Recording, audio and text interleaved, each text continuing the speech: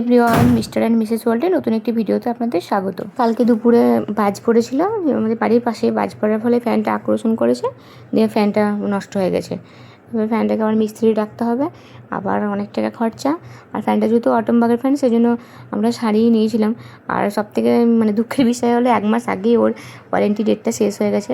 তারপরে ছেলেকে নিয়ে এসি, আজকে যাব ডাক্তার দেখাতে, বলগোনা চোখের ডাক্তার দেখাতে নয়নিকাতে যাব, বর্ধমানে। আর এটা বলগোনা স্টেশন। এখানে এই বলগোনা পর্যন্ত ট্রেন আসলো। ট্রেন আসার পরে লোকো পাইলটার নাকি ট্রেনটা নিয়ে যেতে পারবে না, উনি শারীরিকভাবে অসুস্থ হয়ে যায়। সেই জন্য আমাদের আবার এই বলগোনা স্টেশনে সমস্ত প্যাসেঞ্জারকে নামতে হয়েছে। এই বলগোনাতে নেমে গেছি। এবার কাটুয়া থেকে তো বলগোনা বর্ধমান ট্রেন খুব কম থাকে। আমরা সকালে 7:50 ট্রেনটা ধরেছি। এবার তারপরে সেই 9টার সময় একটা ছাড়ে, সেই ট্রেনটা আসে। প্রচণ্ড ভিড় হয়, এত ভিড়, এত রোদ গরম। আমরা কোনো পার্সোনাল গাড়িও পেলাম না যে আমরা চলে যাব সেদিন, কারণ সেদিনকে বর্ধমানে এই বলগোনাতে বিজয় মিছিল ছিল। আর বিজয় মিছিল থাকার জন্য সমস্ত গাড়িগুলো, টোটো অটো মোটামুটি বুক ছিল। যাই হোক, অনেক ভিড়ভাড়টা কষ্ট করে আমরা লেডিসে উঠি, আর ও জেনারেল কম্পার্টমেন্টে ওঠে। তারপর বর্ধমানে নামি, বর্ধমানে ওভারব্রিজ পার হচ্ছি। এখান থেকে যাব নয়নিকা চোখের হসপিটালে। বাচ্চা যদি 3 বছর বয়স হয়, 3 বছরের মধ্যে বাচ্চার একটা নর্মাল চোখের যে চেক আপ, সেটা করিয়ে নেওয়া খুব দরকার পড়ে। কারণ বাচ্চাদের অনেক সময় পাওয়ারের অনেক গণ্ডগোল হয় বা চোখের অনেক প্রবলেম থাকে, যেটা আমরা বুঝতে পারি না। কিন্তু 3 বছরের আগে সেটা যদি করিয়ে নেওয়া যায়, তাহলে কিন্তু সেটা প্রায় 90%, অনেক সময় 100%ই ওটা ঠিক হয়ে যায়। সেজন্য বাচ্চাদের চোখের চেক আপটা অবশ্যই 1 বা 3 বছর বয়সের আগে করিয়ে নেওয়া দরকার। আজকে তো খুব চাপ ছিল। সকালবেলা প্রথমত ফ্যানটা খারাপ হয়ে গেল, তারপর বর্ধমান আসলাম, বলগোনা পর্যন্ত ট্রেন বন্ধ হয়ে গেল। আবার সেই বর্ধমান ছুটে ছুটে এত রোদ গরমের মধ্যে আসলাম, হাজারো সমস্যা, কিন্তু তাও আমি এসেছি ছেলেকে নিয়ে। ডাক্তারটা দেখিয়েই যাব। চলে এসে আমরা নয়নিকা চোখের হসপিটালে। এখানে আপনারা যারা কাছাকাছি আছেন আসতে পারেন, খুব ভালো পরিষেবা, ভালোই দেখলাম। আমি প্রথমবারই আসলাম। এখানে 300 টাকা দিয়ে টিকিট কাটতে হবে, ভিজিট 300 টাকা। তারপরে সব কিছুই আপনার ফ্রিতেই হবে, ওষুধটা নিজেদের কিনে নিতে হবে। এখানে ও তো কুপনটা নিয়ে নিচ্ছিলো, আর আমি আমার বেটাকে খাইয়ে দিচ্ছিলাম।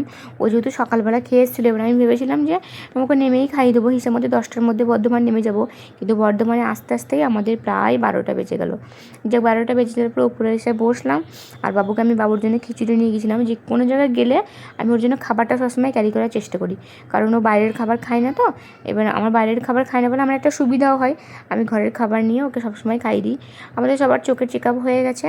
তারপরে এবার আমরা বাড়ি ফিরছি। বর্ধমান থেকে 2টো ট্রেনটা ধরেছি, বর্ধমান টু কাটুয়া। এবার এই ট্রেনটা ধরেই বাড়ি ফিরবো। আমার আবার আরাফের আব্বুর, আরাফের সবারই চোখের পরীক্ষা করে নিলাম। আরাফের কোনো সমস্যা নেই, ওর একটু পাওয়ার এসছে, আমার পাওয়ার এসছে। আমাদের চশমাগুলো লেন্সকার্ট থেকে একটু দেখেও নিলাম আমরা। লেন্সকার্ট থেকে অর্ডার দিয়ে দেবো বর্ধমানে। আমি লেন্সকার্টে দেখলাম, তাড়াহুড়ো ছিল বলে লেন্সকার্ট থেকে নিলাম না, অ্যাপস থেকেই নেব। আপনাদের বাচ্চাদের যদি বয়স 3 বছরের কম হয় বা 3 বছরের বেশি হয়, যদি জন্ম থেকে একটিবারের জন্য চোখের চেক আপ করাননি, তাহলে অবশ্যই একবার চোখের চেক আপটা করিয়ে নেবেন। আমি তারপর দিন ভিডিওটা কন্টিনিউ করিনি, কারণ বাড়ি ফিরতে ফিরতে অনেকটা বেলা হয়ে গেছিলো। এটা তারপরের দিনের ভিডিও। আমার বেটা স্নান করতে যেয়ে কত ভালোবাসে দেখুন। আবারও স্নান করার ভিডিও একটা দিলাম, ওর পাকা পাকা কথাগুলো ও কত সুন্দর করে ছড়া বলছিল। আর গা ধোবো, সকাল থেকে উঠে গা ধোবো। আমার দিকে ঘোরো দেখি, কোথায় গা ধোবে? কার বাথটাব? না না, আমার বাথটাব, আমি গা ধোবো। না না, আমি গা ধোবো বাথটাবে। এটা বলো, দাঁড়াও।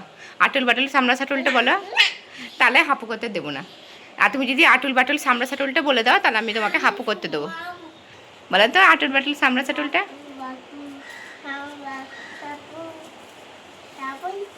তারপরে তুমি বলো।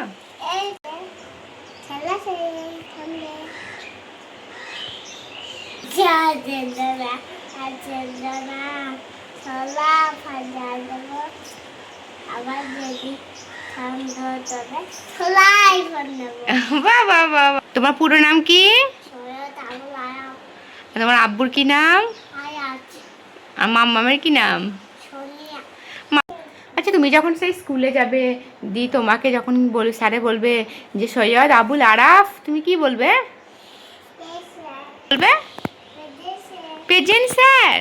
আর তোমাকে বলবে হোমওয়ার্ক করে এনেছো, স্যারে কি হোমওয়ার্ক দেখে কি বলবেন? ওহ বাহ বাহ বলবেন। ঢুকে পড়েছে বাথরুমে, এখন চললো আধ ঘন্টা, ছাড়বেই না, কিচ্ছু করার নেই, ওখানে ওকে রাখাই যাবে না। ওই জন্য আমি এই সময়তে আমার কাজগুলো সব করে নিই। এখানে সোফাতে আমার জামা কাপড় কেচে রাখা আছে, আমি এগুলোকে ভাঁজ করে সব এর ভেতরে স্টোরেজের ভেতরে ভরে নেবো। এদিকে ও স্নান করবে, তারপরে জোর জবরদস্তি করে ওকে বাইরে বার করবো। একবার মানে বলছি দেখুন মানে রিয়াকশানটা। বেটা স্নান করা হয়ে গেছে, চলে এসো চলে এসো, হয়ে গেছে, চলে এসো চলে এসো, হয়ে গেছে, এসো উঠে এসো উঠে এসো উঠে এসো। ও উঠে এসো, হয়ে গেছে, আর গা ধরে না, চলে ঠান্ডা লেগে যাবে, চলে এসো, হয়ে গেছে, চলে এসো এসো এসো এসো, জোর করে উঠিয়ে দেবো কিন্তু। আয়, ও আসবেই না। সাবানটা ওখানে রাখবা, তুমি সব সাবানটা নষ্ট করে দাও, আমি তোমাকে চিনি না। তুমি পানিতে পানি নিয়ে খেলা করো, আমি তোমাকে সাবান মাখিয়ে দেবো, আমি কাজটা সেরে নিই। তারপরে দুপুরবেলা ভাত খেয়ে ঘুমিয়ে পড়েছিল। দুপুরবেলা ভাত খাওয়ার পরে ভাতটা ঠিক খেতে পারেনি, মানে তরকারিটা একটু ঝাল হয়ে গেছিলো আমাদের তরকারিটা, ওর জন্য আলাদা করে আমি তরকারি বানাই না। ও লুচি খেতে খুব ভালোবাসে, মাঝে মধ্যে ওকে একটু লুচি দিই, সব রকমই খাবার খায়। ঘুমাচ্ছে মানে রিয়াকশনটা দেখবেন লুচি পাওয়ার পরে কতটা এক্সাইটেড হতে পারে। মানে আমি আমার বাচ্চাকে কিন্তু এই ধরনের খাবার মাঝে সাঝে একটা দিন দিয়েই থাকি, ও খুব পছন্দ করে। বলি বাবলি বলি বাবলি, আমার শোনা বিছানায় হিসু করে দিয়েছে গো। দেখো কি বানিয়েছি তোমার জন্য আমি,